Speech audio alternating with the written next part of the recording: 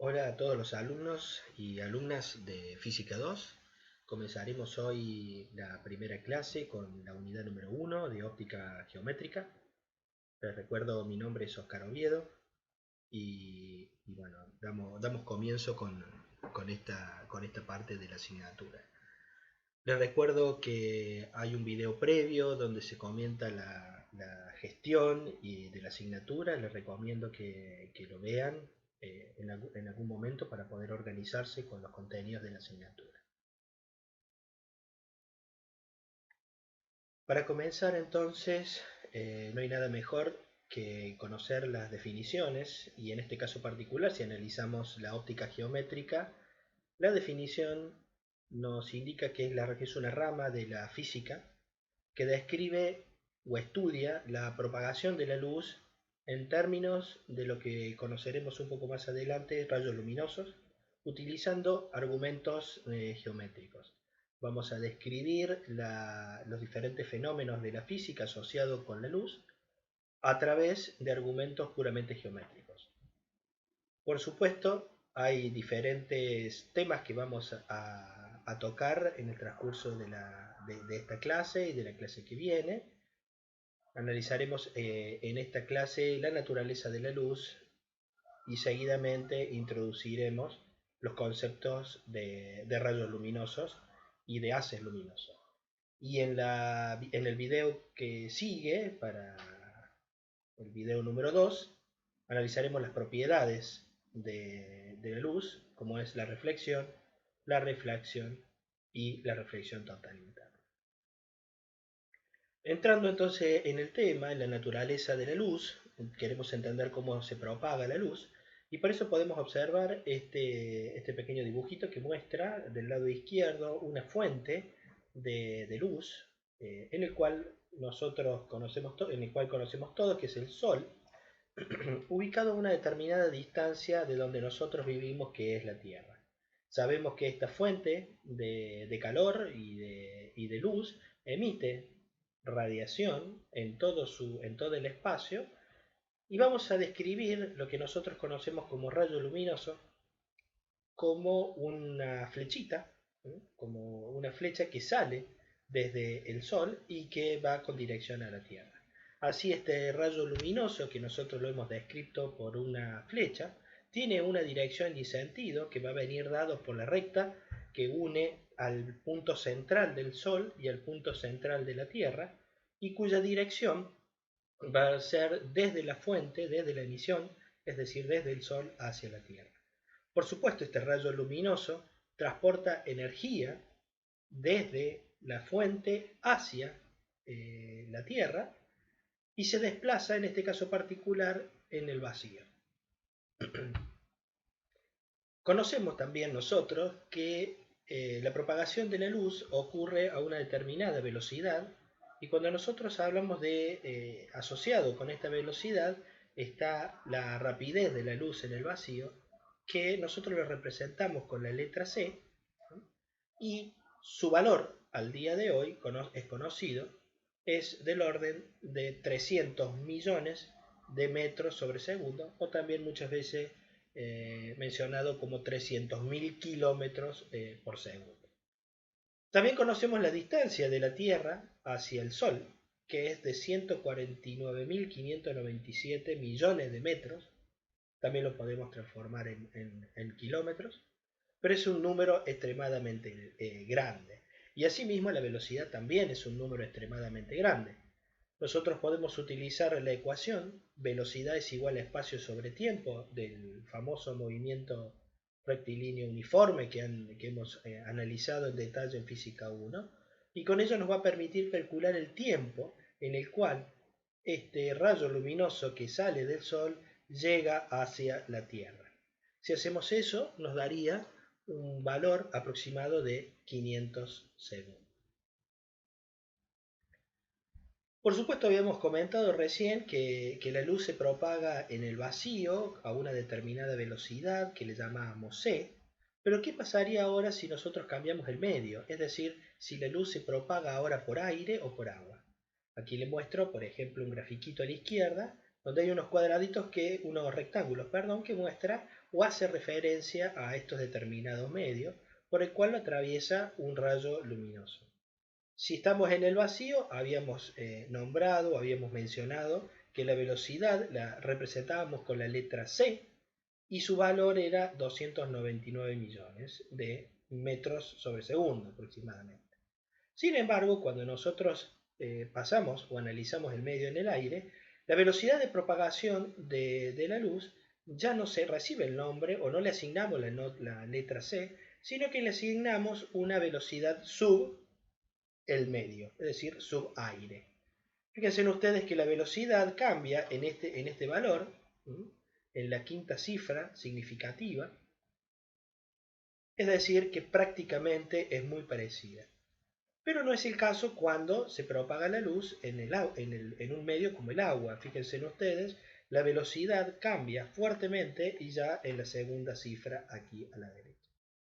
En definitiva, algo para mencionar también, es que cualquier medio con el cual nosotros pase la luz, perdón, se propague la luz por cualquier medio, siempre su valor, su velocidad, su rapidez va a ser menor que la rapidez en el vacío.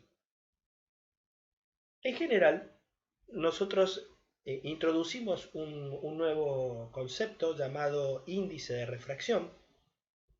El índice de refracción caracteriza a un determinado medio, donde el medio general acá se va a llamar A, donde A puede ser el aire, el agua, el vidrio, el plástico, cualquier medio que nosotros querramos conocer, y es un indicador que relaciona la velocidad de la luz en el vacío dividido la velocidad de propagación de la luz en ese medio. Así, por ejemplo, si queremos calcular la velocidad la relación, el índice de refracción del aire, debemos poner en el numerador la velocidad de la luz en el vacío y como denominador la rapidez de la velocidad en el aire. Si ustedes se fijan, como la rapidez en el vacío siempre es mayor, esto nos va a estar indicando que el índice de refracción siempre va a ser un valor mayor que 1. Y aquí les muestro una pequeña tabla donde muestra el índice de refracción para el vacío, que es 1, el índice de refracción para el aire, que es 1, seguido de varios ceros, o sea, es prácticamente 1. A los fines prácticos nosotros en la asignatura lo tomaremos como 1. Pero fíjense ustedes cómo cambia el agua, cómo cambia fuertemente y cómo cambia también cuando nosotros tenemos un medio como el vidrio común.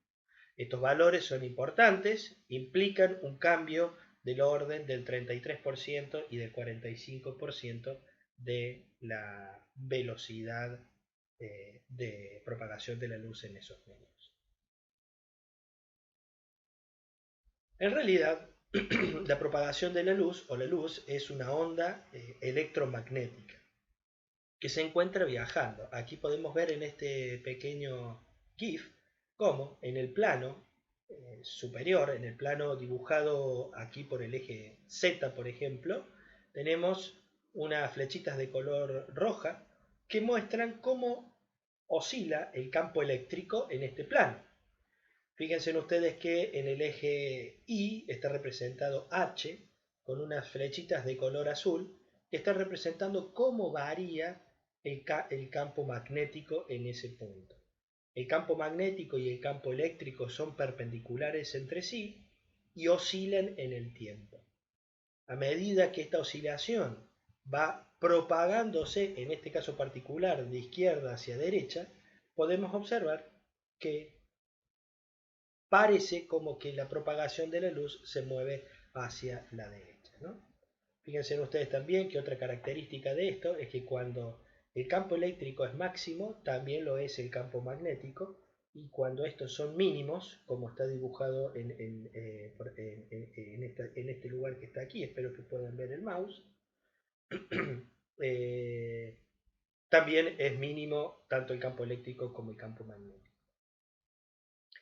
La rapidez de la luz, lo que habíamos mencionado recién, la rapidez de la luz C, está relacionada o se vincula con dos magnitudes de gran importancia llamadas permeabilidad magnética en el vacío mu0 está relacionado a cómo se mueve este campo magnético en ese medio, y la permitividad eléctrica en el vacío, epsilon 0, que nos está indicando cómo se mueve esa radiación, esa onda electromagnética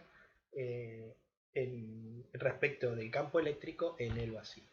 Cuando nosotros introducimos a otro medio o analizamos la propagación de la luz en otro medio, entonces la velocidad, la rapidez de la luz en ese medio cambia, por ende van a cambiar tanto la permeabilidad magnética como la permeabilidad eléctrica, y ya dejarían de ser en el vacío y pasarían, por ejemplo, a ser en el agua o en el vidrio o en el medio que estemos analizando.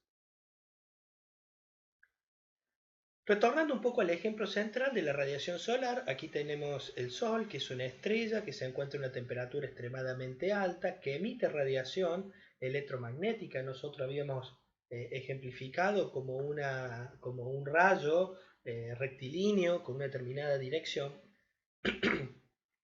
pero también sabemos que el rayo emite en un determinado conjunto de radiaciones electromagnéticas. Va a quedar un poquito más claro un poco más adelante. El 99% de las emisiones del rayo, si nosotros las pudiéramos cuantificar y ordenarla en un gráfico en función de su longitud de onda, podemos observar que parte de la radiación es conocida como lo que nosotros hemos escuchado hablar de las radiaciones ultravioletas. Una parte está relacionada con la radiación visible y una parte va a estar relacionada con la parte infrarroja. Aquí tenemos un detalle un poquito más fino donde podemos ver que los rayos ultravioletas también existen categoría A, B y C. Muchas veces lo hemos analizado esto o lo hemos encontrado en las diferentes cremas de protección solar, donde cada una de estas definiciones están asociados con un determinado intervalo en las longitudes de onda. El espectro visible se encuentra también en un intervalo que ocurre generalmente entre los 400 y los 700 nanómetros, y por supuesto superior a los 700 nanómetros tenemos el rango infrarrojo. Una pregunta que nosotros podemos hacernos naturalmente es si nosotros podemos observar el infrarrojo, y la respuesta a esto debería ser negativa.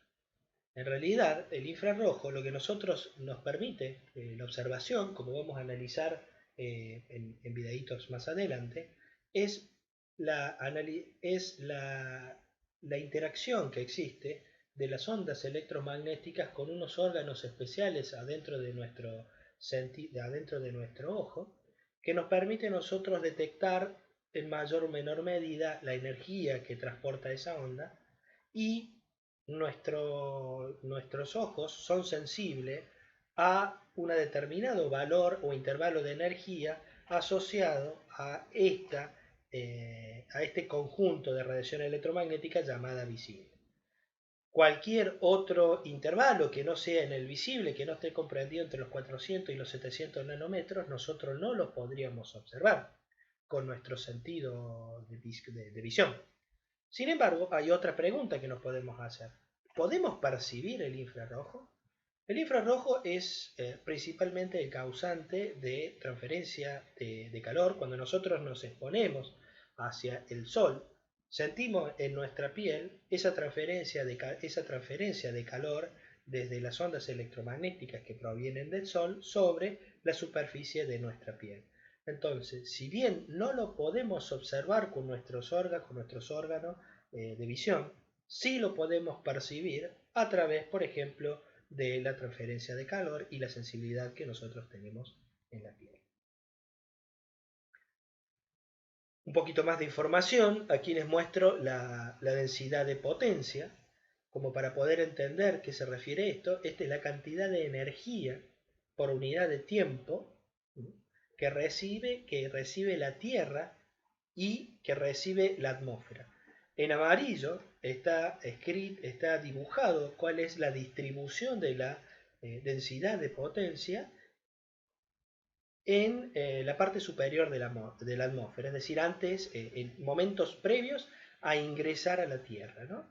Y en rojo podemos encontrar la misma densidad de potencia, pero ahora a nivel del mar. Esta diferencia entre el ingreso de la atmósfera y el nivel del mar está relacionada con el trayecto que la radiación solar realiza en nuestra atmósfera. Esta densidad de potencia está normalizada por metro cuadrado, es decir, estamos analizando un metro por una superficie de un metro cuadrado, y también está normalizado por la longitud de onda. Fíjense que aquí tenemos lo que habíamos comentado antes, una zona donde está el UV visible, o una zona donde está la radiación visible, y una zona completa que están los infrarrojos. Analicemos en detalle esta diferencia. ¿Qué pasa cuando la radiación pasa desde la atmósfera y pasa a nivel del mar? Hay una diferencia importante entre la intensidad de la potencia entre la curva amarilla y la curva roja. Eso se debe a que la energía se ha absorbido por alguna razón, o se ha perdido, mejor dicho, por alguna razón. Fijémonos en esta zona que nosotros tenemos en la ultravioleta. Nosotros tenemos una molécula que se llama ozono. El ozono absorbe, si ustedes se fijan, la radiación ultravioleta y permite en las capas, en la famosa capa de ozono, permite, o su interacción de esta molécula con la radiación electromagnética, absorbe la energía de esta onda y no permite su llegada hacia el nivel del mar. Entonces, en esta zona que tenemos acá, tenemos la absorción de una molécula, de que se llama ozono. Por este otro lado, si ustedes se fijan, tenemos la molécula de agua aquí, tenemos la molécula de agua acá, molécula de agua acá, molécula de agua acá, molécula de agua acá. Es decir, el agua presente en la atmósfera absorbe en diferentes intervalos de la región del infrarrojo, y tiene que ver un poco con el tipo de movimiento que tiene esta molécula, algo que veremos un poquito más adelante. Pero lo interesante es que existen zonas donde la radiación ingresa a la atmósfera con una determinada densidad, y después, fíjense ustedes, en este intervalo que está aquí, no tenemos en superficie a nivel del mar presencia de este tipo de radiación, porque ha sido toda absorbida la energía por este modo vibracional del agua que está allí. Entonces, lo que nosotros podemos decir que existe un material o una sustancia o un compuesto químico, como quieran llamar, puede ser transparente o puede ser opaco, dependiendo de la longitud de onda. Nosotros llamaremos transparente, por ejemplo, en esta región que nosotros estamos analizando aquí. Fíjense que la densidad no ha cambiado con respecto a la ingresada y con que llega al nivel del mar. Entonces, esta zona que está aquí no es absorbida por ninguna molécula presente en la atmósfera. Significa que en esta longitud de onda la atmósfera es transparente. Sin embargo, en esta longitud de onda asociada a este intervalo, por ejemplo 1400 nanómetros, toda la radiación que ingresa a la atmósfera es absorbida por esta molécula, lo cual nosotros decimos que la atmósfera es opaca a esta determinada longitud de onda. Este mismo análisis se puede realizar para sustancias puras y utilizar, como vamos a ver mucho más adelante en otras asignaturas, especialmente en laboratorio, asociaremos esta absorción de las moléculas para identificación de compuestos. Bien, el espectro de las ondas electromagnéticas, si bien hemos estado observando en la presentación una pequeña región acotada del espectro del Sol, comprendido entre los 700 nanómetros y los 400 nanómetros, que incluía parte del infrarrojo, visible y ultravioleta, el espectro de la onda electromagnética es mucho más amplio, conteniendo también otras regiones. Así, por ejemplo, del lado izquierdo tenemos los rayos X y también tenemos los rayos gamma. Por el otro lado tenemos otro tipo de radiaciones que las asociamos al radar, a las microondas y a las ondas de radio. En esta parte, en la parte central, nosotros tenemos, y habíamos acordado y habíamos observado recién, el espectro visible, que contenía toda la gama de colores asociado cada una de ellas a una longitud de onda. Nosotros llamamos a esa pequeña región del espectro luz visible. Una pregunta que podemos hacernos es si realmente podemos percibir todas las regiones electromagnéticas. Veamos un ejemplo. Los rayos X en esta región no los podemos percibir, sin embargo sabemos que existen porque los rayos X nos permiten en medicina poder revelar fracturas o revelar diferentes problemas del tipo óseo al poder realizar los famosos rayos X a partir de ahí. Por el otro lado, tenemos las ondas de radio que nos permiten a nosotros a través de su energía poder realizar las comunicaciones. La pregunta es, ¿podemos percibir todas las radiaciones electromagnéticas? La respuesta es no.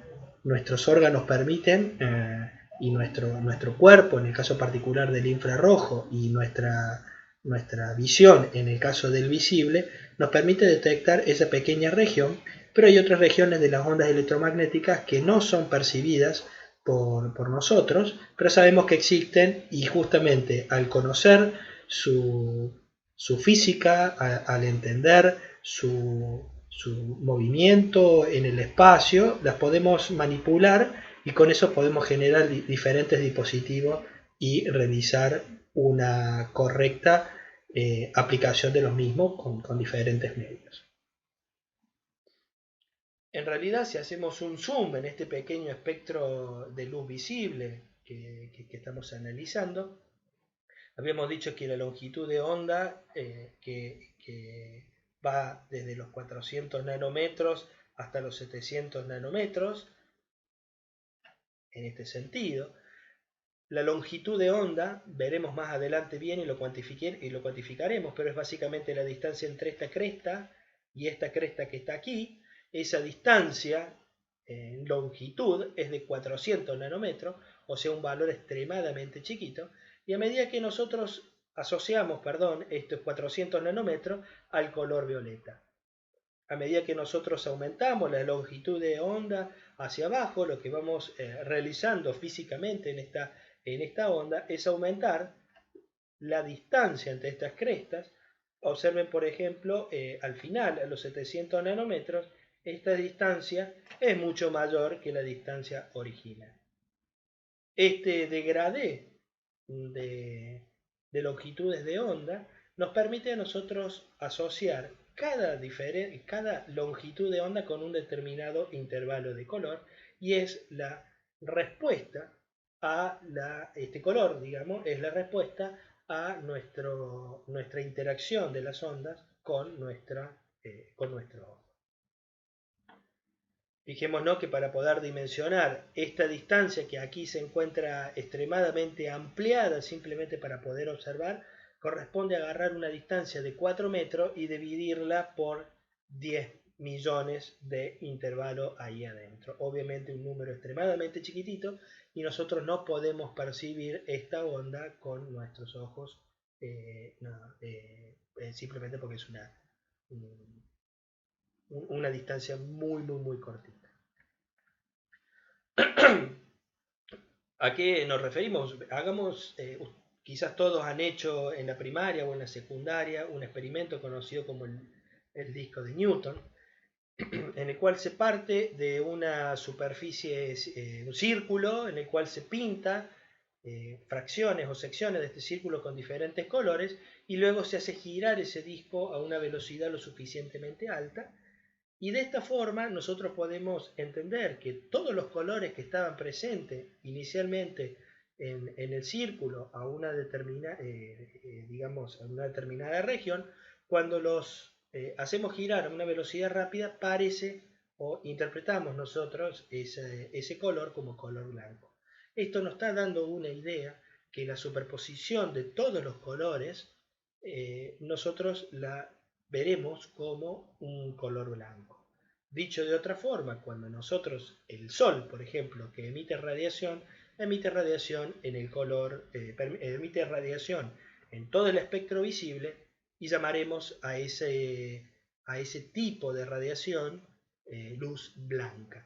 La luz blanca contiene todos los colores, todos los espectros, todas las frecuencias, todas las longitudes de onda del espectro visible. Y así damos por culminado un poco la discusión referida a la naturaleza de la radiación, de la luz, y pasaremos un poco a comentar ahora sobre los rayos y los frentes de onda y sobre todo del modelo de rayos luminosos. Aquí tenemos lo que habíamos comentado antes, es el modelo. Sabemos que la radiación electromagnética es una onda que se desplaza en un medio, que tiene un campo eléctrico oscilante en una dirección, y perpendicular a él tenemos un campo magnético también oscilante en el tiempo. La longitud de onda la habíamos asociado, por ejemplo, a este valor máximo y a este valor máximo que está acá, es decir, esta distancia que está aquí, y la representamos generalmente con la letra lambda del alfabeto griego. Si nosotros dibujamos ahora una línea que represente a esta cresta y una línea que represente a esta cresta que está acá, y trazamos a partir de ahí una recta, llamamos esa recta rayo luminoso. Esta recta va a tener una determinada dirección y sentido, que va a venir dado, el sentido, perdón, va a venir dado, la puntita de la flecha va a venir dado por la dirección, el sentido de desplazamiento de la onda electromagnética, que en este caso particular es de izquierda hacia derecha.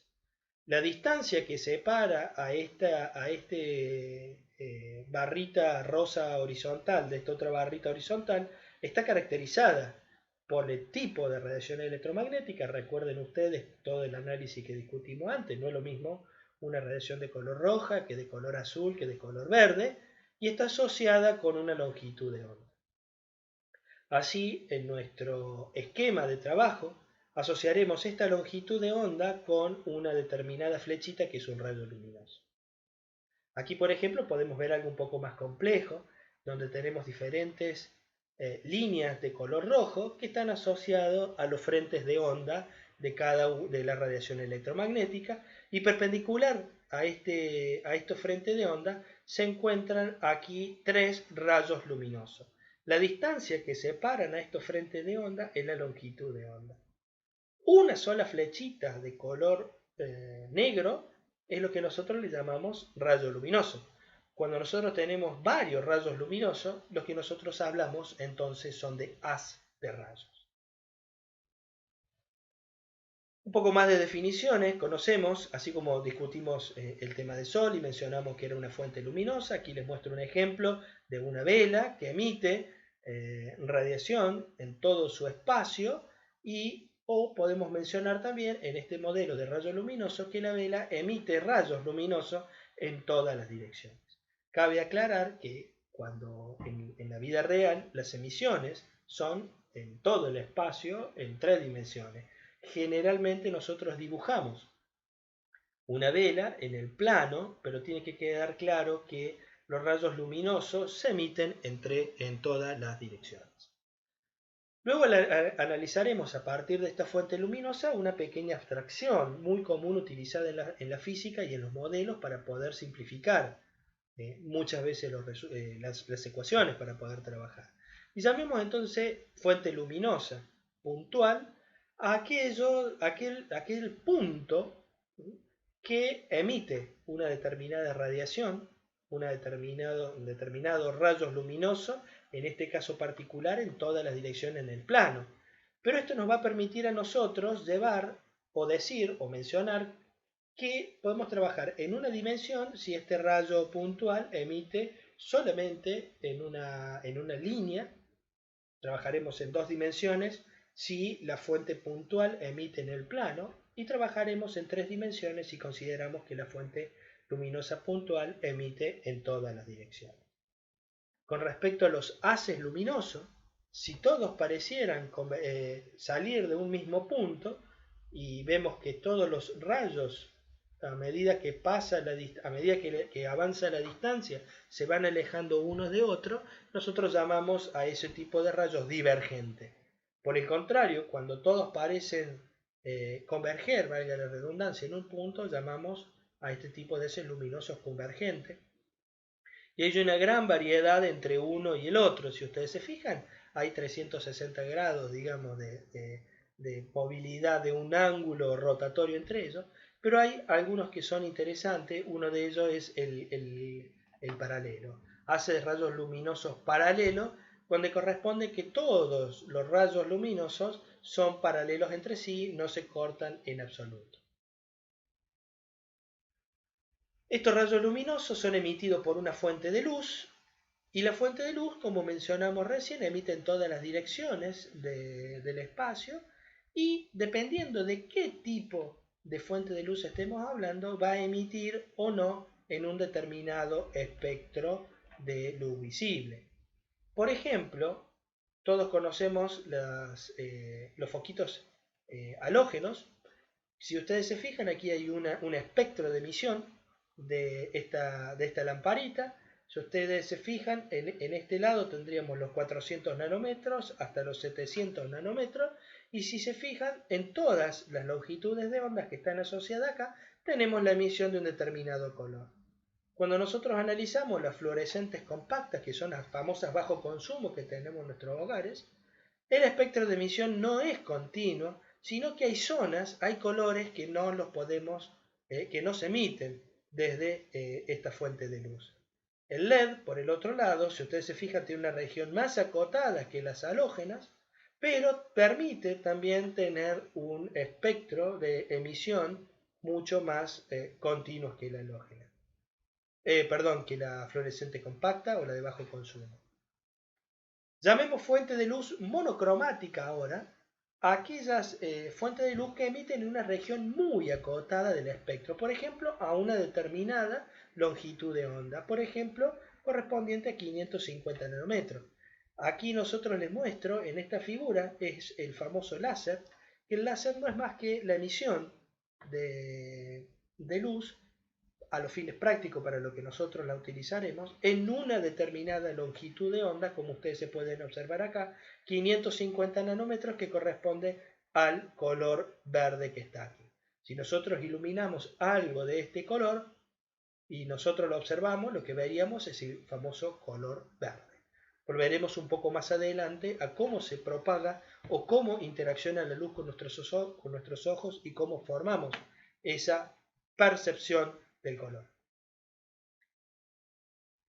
Otro punto interesante es que ya se mencionó anteriormente, son los medios de propagación. Habrán medios que sean transparentes, es decir, que si ingresa la luz por el lado izquierdo, puede salir por el lado derecho, y van a existir medios opacos donde la luz que ingresa por un lado, por ejemplo aquí por la izquierda, no permite este medio la propagación hacia la derecha. Por supuesto, tendremos estos medios de propagación, como nosotros comentamos antes, depende también de la longitud de onda del rayo luminoso que ingrese a cada uno de estos. Por ahora hemos terminado este video. Pasaremos más en el video subsecuente, en el video número 2, analizaremos en detalle qué ocurre cuando la luz intercepta un determinado objeto. Se produce diferentes tipos de fenómenos, como los que vemos en la figura aquí a la derecha. Un láser que intercepta sobre una superficie de un líquido, se produce lo que conocemos un fenómeno de reflexión y refracción sobre la superficie del agua al pasar de un medio, el aire, hacia otro medio, el agua. Bueno, muchísimas gracias, nos vemos en la próxima.